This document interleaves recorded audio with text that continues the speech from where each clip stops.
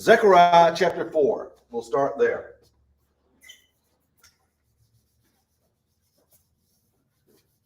Now, of course, the first 6 chapters of the book of Zechariah, we got a lot of visions to go through, lots and lots of visions that we'll end up with. So turn into Zechariah chapter 4, verse 8. All right. Let me get my, all right, let me put it here for me. There we go. Now, in verse number 8, it says, moreover, the word of the Lord came unto me, the hands of Zerubbabel have laid the foundation of his house. His hand shall also finish it. And thou shalt know that the Lord of hosts hath sent me unto you. By the way, remember at this time, there are 2 leaders. There is the secular, the governor, which is Zerubbabel. And then we have the, what they call the religious leader. You might remember who that was? Was it Josiah, the high priest? I think it's Josiah, the high priest. But there are 2 leaders at this time, 2 leaders that we're going to talk about. Okay? So he talks about Zerubbabel, the word of the Lord, that the hands of Zerubbabel have laid the foundation. His hands will finish it. So we know that he's going to build, he is going to finish the temple. He's the governor. That's the high priest. This is the governor. And one's the civil, one's religious. Now, he will finish. For who hath despised the day of small things? For they shall rejoice and shall see the plummet in the hands of Zerubbabel. With those 7, they are the eyes of the Lord which run to and fro through the earth. Small things is a great sermon that you can find in there. He says, for who hath despised the day of small things? Sometimes small things are just not noteworthy. We know that right now our news media is propagandist. Something may be small, but they'll make a mountain out of it. And things that are big that really should be, they won't even mention it. Well, a lot of times the small things, people just overlook it. But think of it like this here. Small things, they add up to big things. What you might count and say, well, that's just minor in the church. That's not a big role. It's a very important role. In fact, the Bible says that the things that are least are more necessary. As Zerubbabel doing the work, he says, he's going to finish it. For who hath despised the day of small things? For they shall rejoice and shall see the plummet in the hand of Zerubbabel with those 7. And these are the eyes of the Lord. Run to and fro. God sees the small things. Have you ever had small things, but when you add them up, they become a big thing? Anybody raised on a farm? Besides Brother Andre, he's still on it. There's an old saying. Anybody ever heard this? Well, we're getting into short rows. We always started in the long rows. I remember as a boy, we would look out of the field. I know we thought fields was big, right? You know, now we don't look at big fields now, but to me, 5 acres was a lot. We had a field we had one, the biggest one was 13 acres. And you look at it, and it's full of weeds, like, oh man, ain't but 4 of us. And you start down it, and it's little, very little time.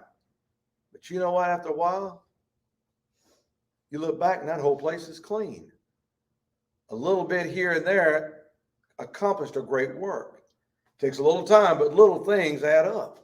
You keep working on it, you'll make a difference in it, won't it? You keep chipping at it and keep working on it. And that's what God means here. Don't underestimate the small things. And then he talks about these olive trees that he had said when he saw them. He spake, this is the word that came to Zerubbabel. God is going to work through you, right? Then answered I and said unto him, what are these 2 olive trees upon the right side of the candlestick? You see in chapter 1, he said, and this chapter 4, he says, and the angel talked with me, wake me like a man out of a deep sleep. And he said, I saw a candlestick of gold with a bowl on top of it, 7 lamps thereupon, the 7 pipes, 7 lamps. and verse 3, 2 olive trees by it. So I answered, what are the 2 olive trees? And I answered, what are these? In verse number 12, well, the 2 golden pipes empty golden oil out of them. And he answered to me, knowest thou not what these is? And I said, no, my Lord. He said, these are 2 anointed ones that stand by the Lord of the whole earth. Now, nobody really knows who these 2 are, but speculation is the 2 are Zerubbabel and Zion. These are, oh, I put a J there, it's a Z. Nobody corrected me. I was thinking of Josiah when I was. Zerubbabel. Zerubbabel. But it's those 2 who are the golden, because they're the ones who are holding up everything. One's the governor, is keeping everything right. They've come back from Babylon. They're back in the homeland. So you got the religious leader to the temple, taking care of the godly stuff. But then you got the other leader, who is the secular leader over the civil government. These are the 2 anointing ones. That's probably the best interpretation of those. Okay. All right. So let's move on. Chapter 5. Chapter 5. Oh, one other thing. He said, he answered, you know who these are? No. You don't know who those are? It's almost like you should have known it, don't it? When you read it, it seems like you should have known that. He answered it, knowest thou not? And I said, no. Who are they? Well, these are the 2 anointed ones. All right, now let's go to chapter 5. Now, I'm sorry, I got to get this. Why the thing jumps like that? Then I turned and lifted up mine eyes and looked, and behold, a flying roll or scroll. You know what a scroll is? You roll it up, both ends, and you pull it apart. A long piece of paper, you start at one end, you roll it up, the other end, you roll it up, and you meet in the center. That's a scroll. Or you can roll one end and just roll it into one place like that and roll it all together. That's a scroll. And it's flying. And he said unto me, what seest thou? And I answered, I see a flying roll. The length thereof is 20 cubits. Okay?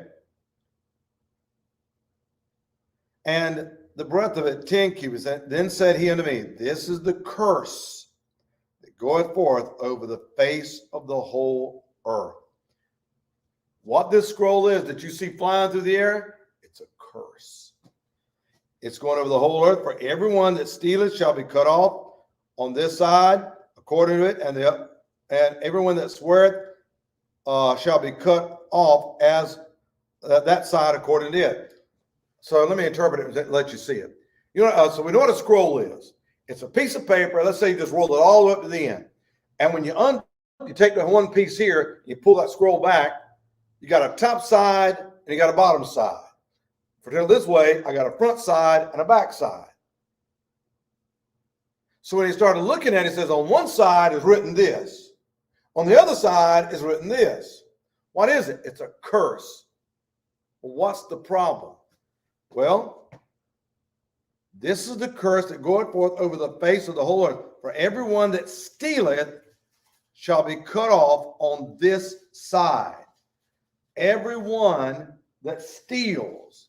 I'm sending out a curse. Everyone that steals are going to be cut off, right? Every thief is expelled. A thief, a person that steals, is going to be cut. In other words, God said, I'm bringing judgment if you steal. The second thing is, and everyone that sweareth shall be cut off. That's the obvious thing here is to swear falsely. So let me say you got two, in other words, the scroll's got 2 sides. The whole thing is just a curse going out to the earth. One side is against people who are thieves and they steal. The other one are those who swear falsely. Now, a person who steals, that's usually against somebody else. But a person who swears falsely is a person who's swearing by God. So there is the accusation that you've done something against God and the accusation that you've done something against man. Now, of course, that probably represents the 10 commandments. Remember the 10 commandments? The first 4 are your relationship to God, and the last 6 are your relationship to man, right? Yes, no, yes, no, yeah. Okay, first 4. Thou shalt have no other gods before me. Don't take the name of thy God in vain. Don't make any graven image like unto God, and keep the Sabbath holy, right? And the other's about man.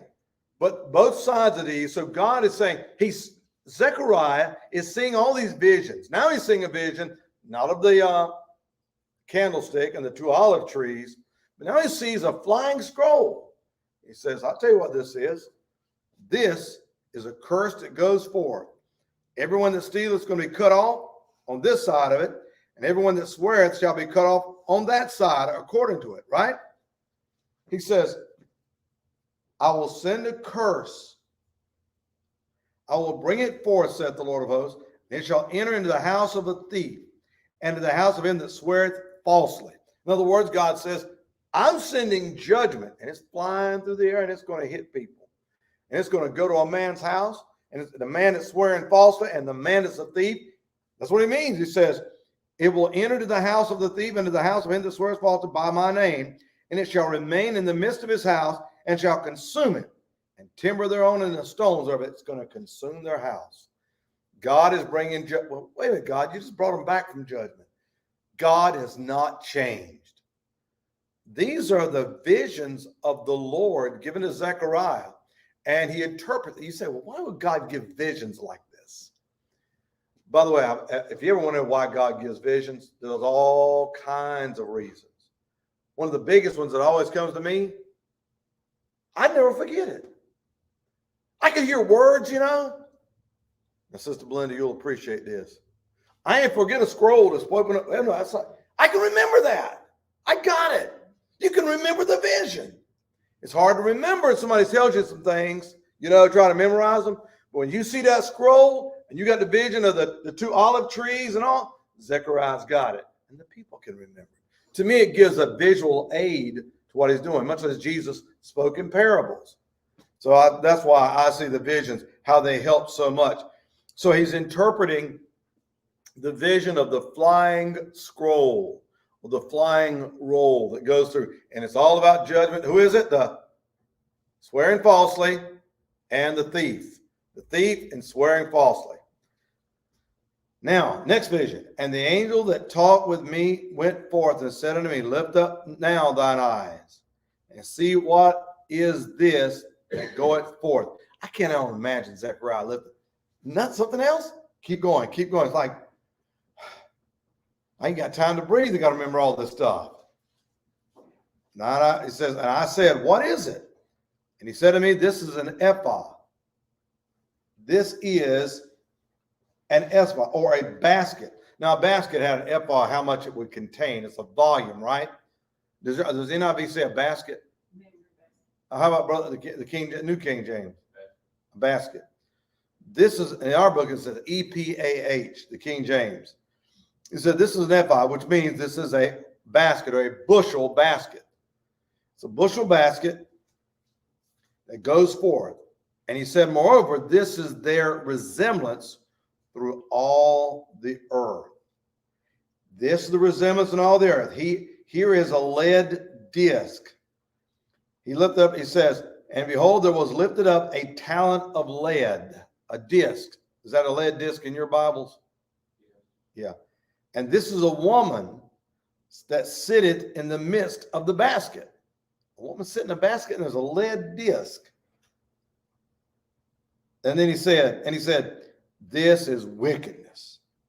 And he cast it into the midst of the basket, or ephah, and cast the weight of lead upon the mouth of it. Now, what in the world is that? Well, the resemblance throughout all the earth is this: wickedness. The woman, the basket, the weight, he said, this is all wickedness. And I'm going to judge it. I'm going to destroy it. When God's people came back, remember that, and I think, and I'm using David Guzik, his commentary for this part, because he describes when they came back, they were materialistic. They were about how much I've got, how much, and they used a woman as an example, but a basket, but an ephah is what they have in the King James. It's a measurement about how much you've got. It's about the things that I have. And God said it's wickedness to have so much in material things, that let your life be consumed by what you have. because people gave up a lot to come back, and people everybody wants things, right? Everybody wants things. From the poor man to the rich man, everybody wants things. And it's a wickedness, he says, against material things.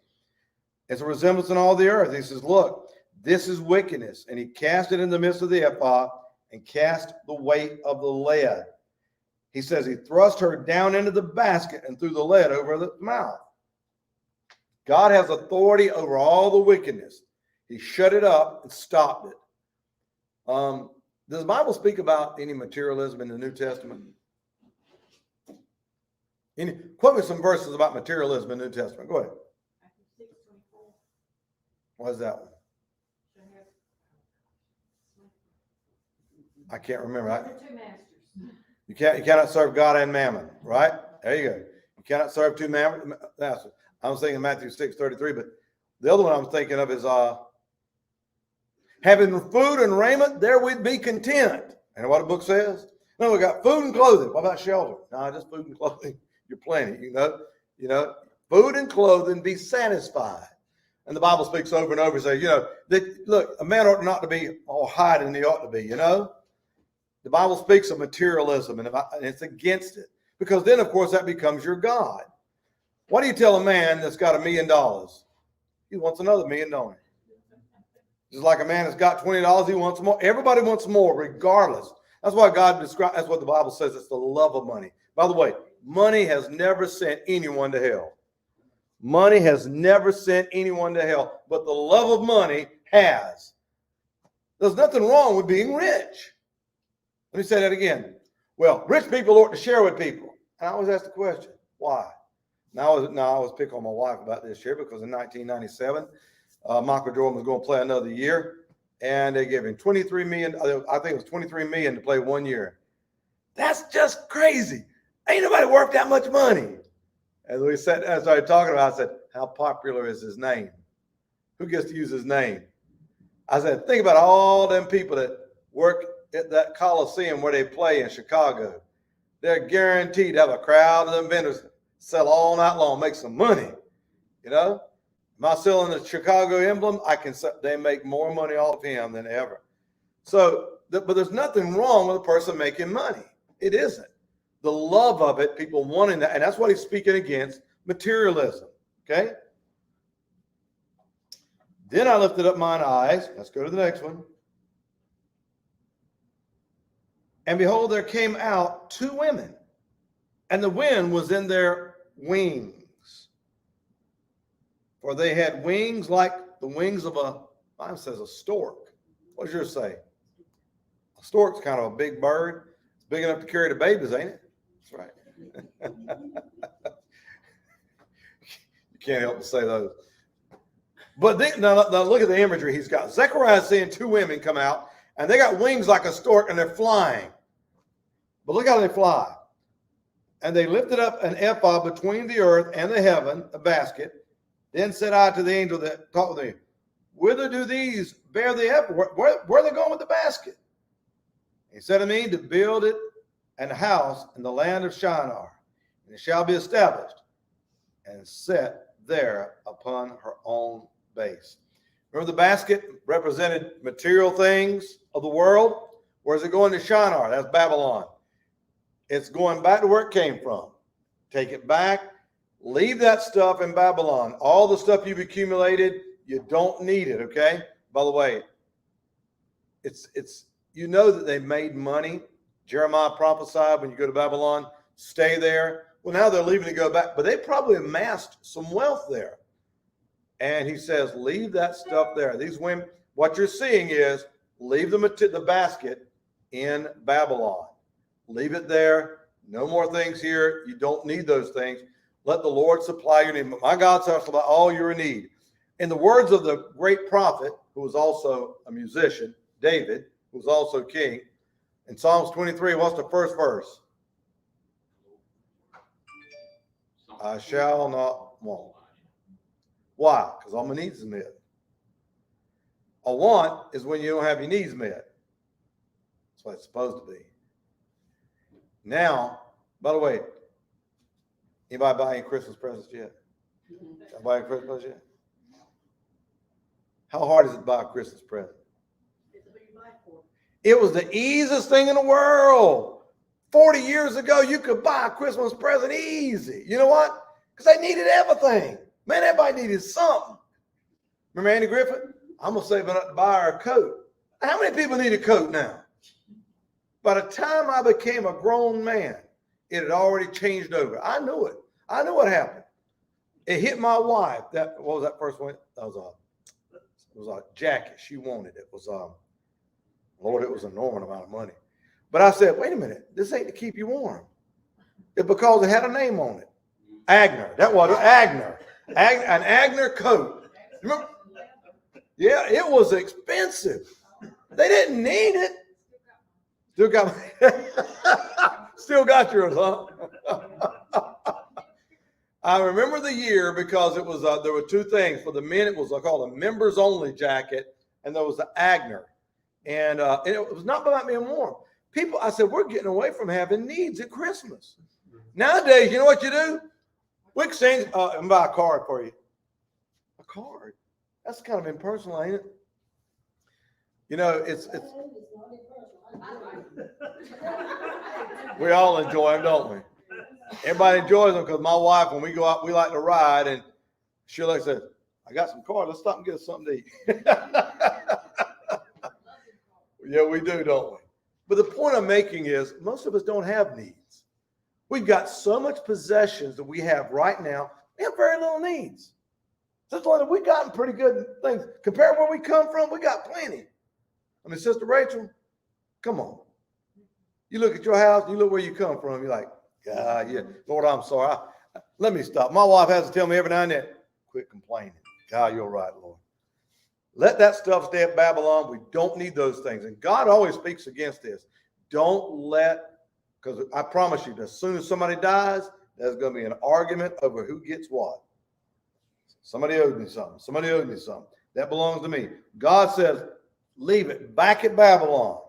Take it back there. I'll supply your need. What do you need? I'll give it to you. If you ever want to see the greatest example of the Bible of this, go to the book of Numbers.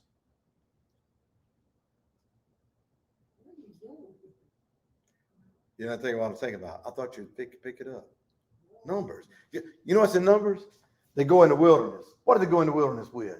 Nothing. Absolutely nothing. They got all that gold, but they ain't going to do any good out there. Can't buy and sell with nobody. But their shoes lasted how long? The shoes didn't wear out. So guess what? Did God supply their needs? Everything they had, God supplied. It's so interesting. You say, well, where are they going? We're going to the promised land. Well, you ain't there yet. You ain't got the land flowing with milk and honey. You ain't got nothing. You're right. We're out in the desert with absolutely nothing. I sleep warm at night every night. Got a fire room. Dad go to the grocery store. God flies it in for you. I mean, just think about it. That's the way. If you watch them in the wilderness, because in Numbers chapter 10 and verse number 11, that's when they left Mount Sinai. They started out there and they got there and they out in the middle of nowhere, and yet God supplies their needs. Isn't that the way we're supposed to be? 40 years in the desert. God provided heat for them, light for them. You provide recognition? Everything. Well, during the daytime, they had a cloud over them, right? In the desert. And when the cloud moved, they moved with it. If the cloud didn't move, they stayed still. And at nighttime, they had that heater there was a fire over them. And it kept them warm at night. But this is what God says for you and I. Hey, don't put on too much stakes here. Don't get too much because you ain't going to need it. You headed to someplace nice. Just let me secure it. Where are you at right now? Brother Andre, we out in the wilderness. That's where we're at. We're out here in the wilderness. And God's supplying all our needs. Now, when we get to the promised land now, we have plenty. Right now, we're just going to lean on the Lord. And that's what his purpose is. That's what he's referring to, okay? All right. Let's move on to verse number, chapter 6. We're going through something I can't get. You know, it takes a while to figure these things out. I'll read them and they just don't come natural to me. I don't know about you guys, but I have to sit down and read them and go. They're hard. All right. And I turned and lifted up mine eye. By the way, I don't know if y'all know this, but when you're teaching, you got to know it because you can't read it. You remember you used to go to Sunday school class You do the churches, and they just read the book for you. They read through it. I always, Lord, don't let I need to be able to understand this. And I turned in chapter 6 of Zechariah, verse 1. And I turned and lifted up mine eyes and looked, and behold, there came 4 chariots out from between 2 mountains. And the mountains were mountains of bronze or brass. Okay? In the first chariot were red horses. That's plural. And the second chariot, black horses. And the third chariot, white horses. And the fourth chariot, grizzled and bay horses or steed horses. What's grizzled in your Bible? Dappled. Dappled? What's a dappled horse? Speckled? Painted? Okay. And the strong steeds, is that what it says in the end of yours? Okay. So you have 4 chariots out of between 2 mountains. Now that's the imagery. By the way, I think that's how he remembers it. I remember the one that has 2 mountains and there's 4 chariots coming out of it. And describe, and of course, you know, this is similar to Revelation chapter 6 when you look at those 4 horsemen, the red, the black, the white, and the pale. But are they the same? Probably not. I can't see it. You can pull them and try to get them together. But he says, these are coming. And I answered and said unto the angel, and told me, what are these, my Lord? The angel answered and said, these are the 4 spirits of the heavens, which go forth from standing before the Lord of all the earth. That goes throughout all the earth and what's going to happen. And by the way, when I read the scriptures, God always talks about what he's going to do to help you people. But he speaks far more in the Bible on judgment than he ever does on the goodness of God. Because the goodness of God is the judgment as well. God is going to bring forth judgment in the earth. That's what this is about. The black horses which are there and go forth to the north country, and the white go forth after them, and the grizzled or the dappled go forth toward the south country. In other words, these are spirits or angelic beings that go throughout all the earth, different places. The bay went forth and sought to go. They might walk to and fro in the earth. And he said, get you hence, walk to and fro through the earth. So they walk to and fro through the earth. So they got north and south, but they're going through the entire earth. Then cried he upon me and spake unto me, saying, behold, these that go toward the north country have quieted my spirit in the north country. In other words, these represent judgment going out throughout the world. I'm going to read you this here. When you compare these and look, God's spirit is at rest when his enemies are destroyed. This is God's judgment that goes throughout all the earth. Now, of course, you can always read into it, north and south, you cover everything, right? You go far north, you're going south. You go far south, you're going north. You really cover everything. East and west, you can't really, east and west don't meet, right? North and south do. Everybody knows that, right? Everybody knows that. East and west never meet. They never, because if you go west far enough, you'll never hit east. If you go north far enough, you'll hit south. He cried to me and said, behold, these that go forth, and those that go to the north have quieted my spirit. In other words, I'm at rest because the people are judged. You know, I don't know all the interpretation. That's the best one I could find of the interpretation of this vision. But it seems like it is a vision of judgment about their horses, the chariots, the 2 mountains. What are these, my Lord? Then I answered, what are these? And these are the 4 spirits of the heavens, which go forth from standing before the Lord. The black horses, they go here. The others go here. The others go here. And it's judgment of the earth. We know that God's going to judge the earth. We know that God's going to judge the earth. There's no doubt in my mind. You know it. I know it. By the way, every time you see a rainbow, as we said Sunday, you know it.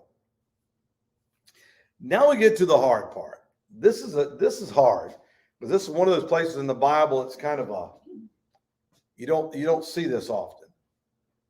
And the word of the Lord came unto me, saying, take of them of the captivity, even Heldai the Tobijah, and Jedediah, which come from Babylon. Come thou the same day and go into the house of Josiah, the son of Zephaniah. Now, take of them, which means there's a gift they're going to bring to you. Does it say a gift in your Bible? Received a gift from the captives. They're coming to give you a gift. And what are you going to do with it? Well, we're going to do something with Josiah. Okay? That's what we're going to do, something with Josiah. Zechariah,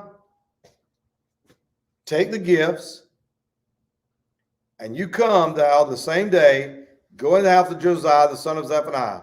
Then take the silver and gold and make crowns. Okay? Make crowns.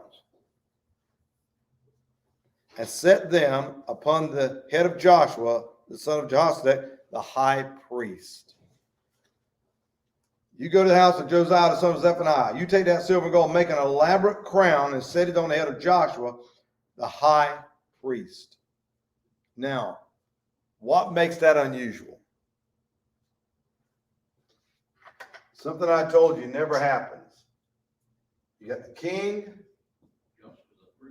That's right. And you got the priest.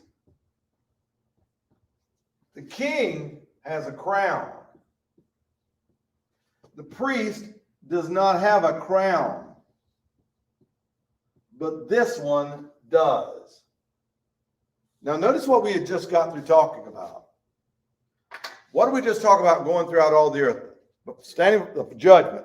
4 spirits right there before God, and they go out through all the earth and judge the entire earth. In other words, the earth is judged. This is a prophecy pointing towards that millennial kingdom. When the battle of Armageddon happens and God comes in and judges the world and sets it down, who is the king priest that sets up a kingdom at that time for 1,000 years? Jesus. Jesus is the only person that is the king and the priest. And this is a prophecy. I believe this is pretty accurate.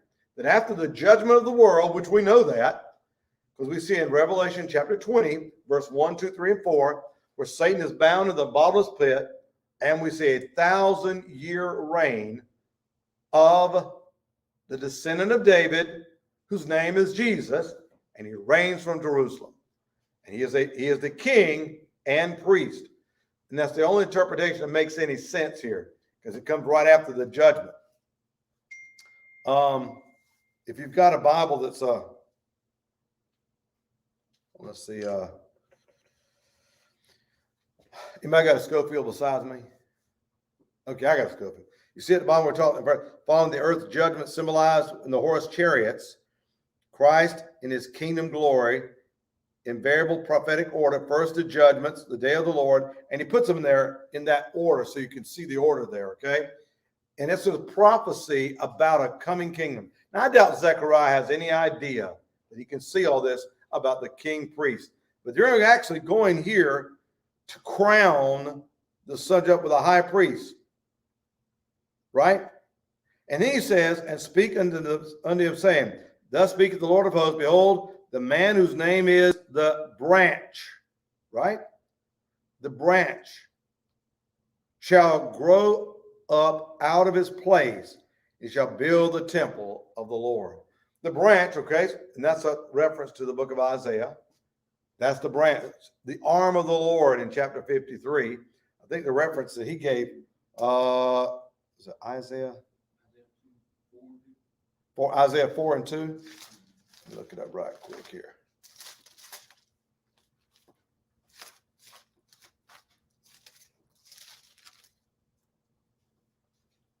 In that day shall the branch of the Lord be beautiful and glorious. Yes, the branch of the Lord. So it is a reference to Christ. To be a prophet, a king, and priest. Josiah is the foreshadowing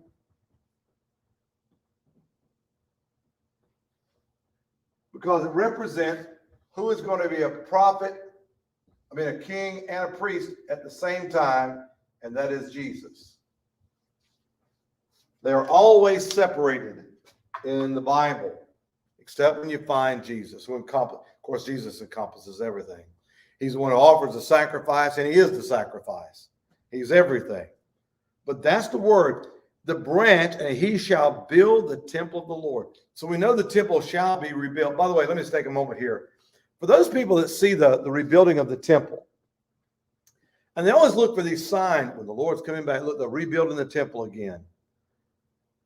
You have to come to the conclusion of whether you believe that God is going to come and receive the church before the Antichrist is revealed and the temple is rebuilt by the Antichrist and the beast. You have to make up in your mind, they call that being a premillennialist. Remember we studied premillennialists, postmillennialists, and amillennialists? Remember there were the three parts, we studied those, remember the topics? I know they fade, but at least, you know what, I can still remember some of it. I know there's a difference in them. But you have to decide that, because people love to come up and say, hey, they're rebuilding the temple. I can tell you the Lord's coming soon. No, if they're building the temple, we're gone. All that, the Antichrist does it, the beast creates that temple. Well, everything's getting ready for it. It's been getting ready a long time. Well, you can see the signs. No, God doesn't tell you the signs of his coming. He gives you the signs that says he is coming. If you know what time he was coming, you'd have just waited on him. And you decided to get ready then. The Bible said it would be like a thief in the night. He says, for in the hour you thinketh not, behold, the Son of Man cometh. It is never going to be that way. By the way, the Lord is going to come back and rescue you and I. The second coming of Christ, they say it's two parts. Really, it's one part. Judgment is coming. Jesus is going to come and judge the earth. The branch is here. It's going to reign for 1,000 years. If you go to chapter 20 of the book of Revelation, it gives 4 names for Satan. And he's bound and involved. What are the 4 names? Let's turn there. I forgot. He's got a dragon, the devil, Satan. I got it. It's Revelation chapter 20. Well, I can't remember those.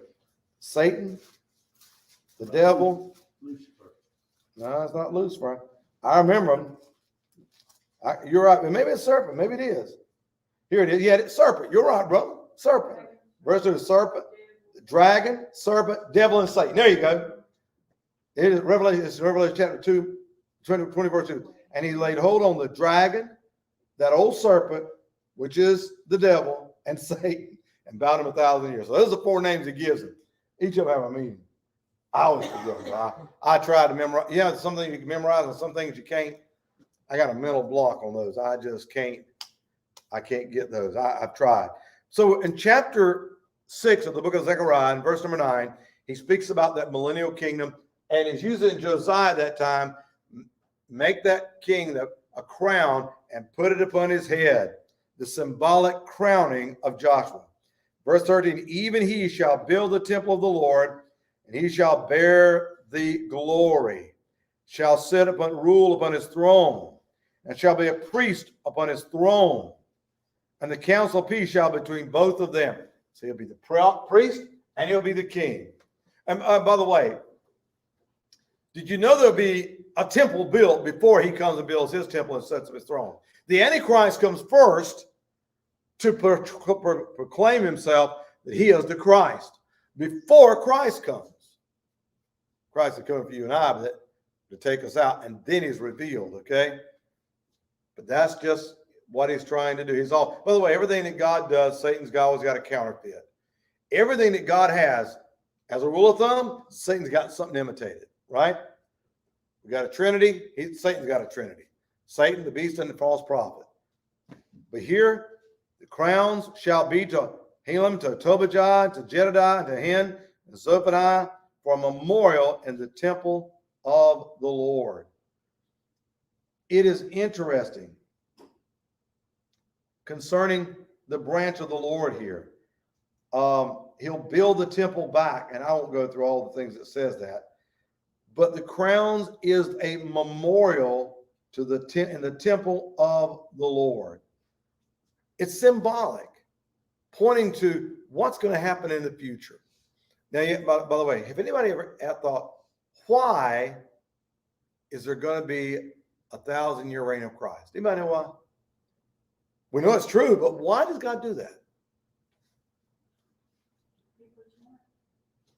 Give people a chance. Well, we know the person that's going to rule in that time is going to be Jesus, right? Will he be the Son of God or the Son of Man? Son of Man. There's going to be a man that reigns on the earth, right? When God, remember Genesis 1 through 3, first 3 chapters answer all the questions of the Bible. When God created Adam, what did he create him for? Take care of the garden. And I want you to do what else? He gave him rule, didn't he? You shall have dominion over all things, didn't he? Dominion over everything. And he gave it up, didn't he? Man is supposed to rule the world. One man. Adam was given that ability. Didn't he say, go ahead and name them all? Really, me? Yeah. It's yours. He named the animals, didn't he? He had dominion, and he gave it up. But the second Adam, the last Adam, will have dominion and reign as God intended to begin with. Now, that took me a long time to come up with that one, brothers and sisters. I just recently got that now. I mean, because I'm trying to get ready for Genesis, and I tell you, that's a hard one to get ready for. I tell you. But just I really believe all the answers, that everything plays out in the rest of the Bible from Genesis. It does give you everything. But man had dominion, and he gave it up. He sublet it to Satan, the prince of the power of the air, the ruler of darkness. Where you been? Up and doing further in the earth. A roaring lion. Even in the book of Ephesians, the prince of the power of the air. But there will be a man that sits upon that throne. He will sit, not David, but Jesus will be a descendant of David, that lineage, that promise, and he'll be on the throne for 1,000 years. Now, not 1,000 years. Go ahead, sister. So would he be more like the king side versus the priest side? Both. 1,000 years? Both. He'll be 100% priest and 100% king. Everything we represented through God. He's the high priest. He's always been our high priest, hasn't he? And he's also king. Why aren't they together? Because man's evil. Here you can put them together. He'll be the priest and he'll be the king all at the same time. And it's sin. By the way, whenever there's a problem that you don't put them together, it's got to be sin. That's the only problem we have right now. The only thing that Jesus changes is he gets rid of the problem of sin. When he does, all the gifts are given. Everything comes flooding to us. That's why the millennial kingdom is going to be set up one day. And it'll be a man, right? And you and I will be right along with him. Will we have dominion? Yes. How do you know that? What does it say in the book? Are we going? Yeah, probably does. Are we going to reign with Jesus on that 1,000 years? Yes. Where is it in the Bible at? Hey, guys, don't you know that you're going to judge angels one day? Yeah, you're going to reign. You're even going to judge the angels yourself. Yeah. 1 Corinthians chapter 6. I think it was 1 Corinthians chapter 6. Dare any of you have a matter for code of law before the unjust and not before the saints? Don't you know the saints will judge the world? Let's go to it right quick. I'm sorry, I'm saying this here, and I better look it up. Make sure. That's an important point. The saints shall judge the world, right? Yep. Do you not know the saints shall judge the world? Correct. You and I are going to reign with the Lord. And we're going to judge the world. So, it is in there, right? The book, it's in the book, okay? I'll tell you. We're going to reign with Jesus for 1,000 years. So why is Satan released after 1,000? That's a great point. Great point. Will there be anybody born during that time? Are there people on the earth? Is everybody saved, or are there people that ain't saved? Both. Guess what? Somebody is going to have to make a choice. And they're going to be just like everybody else. Satan's going to be loosed. He'll gather people together. Who's on the Lord's side? Who wants to be on his side? He'll gather his group together. They're going to be tempted, or not tempted, tested. Do you believe God? Believe Satan? Now, when I've studied this so many times, that's the only answer that makes sense. Now, most scholars agree with that, but that's why the premillennialists will agree with that. Why is he loose for a season? Because all those people born in that time are going to have to make a decision for Christ. Because they're going to be ruled with a rod of iron. He shall rule with the rod. By the way, they're going to be peace, so much so that the lion will lay down with the lamb. I mean, nothing bad's going to happen. But it ain't going to change. The people will be born with that heart, and they're going to have to believe. So what do? It's going to be perfect. I mean, when you get caught for stealing, God's going to take care of this. By the way, anybody see the guy that they say yesterday was executed 3 weeks before he confessed to killing his sister-in-law? Did you see that?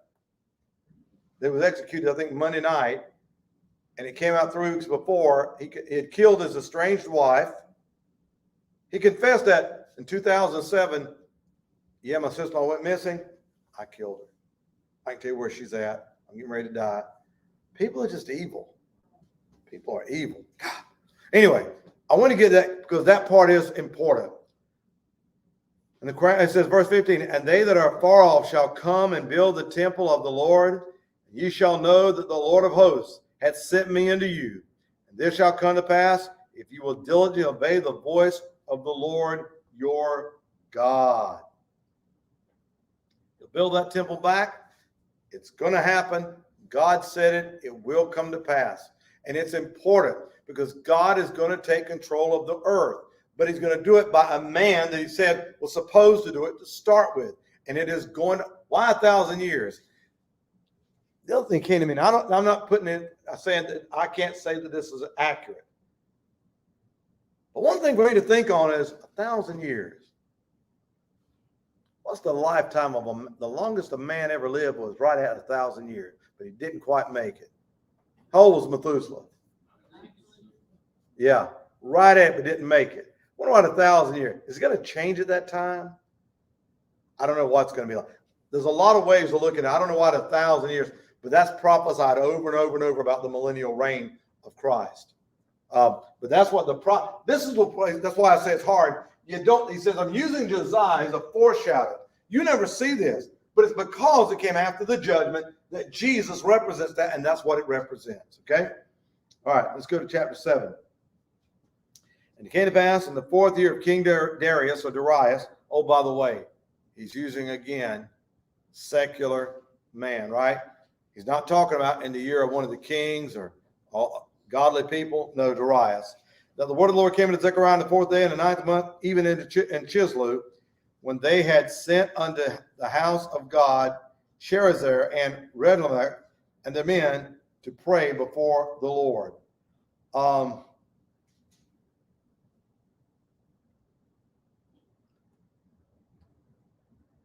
tell you what, let's stop there. I don't want to get that because that's too deep that we'll never be able to do justice to it. Let's start chapter 7 next week, okay? We'll pick up chapter 7 next week. Amen. 969 years. Right at it, wasn't it? Yeah. Okay. We'll make arrangements. Yeah, we're working on that right now. Okay. All right. Well, let's stand. We'll have a word of prayer and be dismissed. Appreciate everybody coming out. But we'll see you tomorrow night. Thank you for tuning in. Appreciate it. Have a good evening.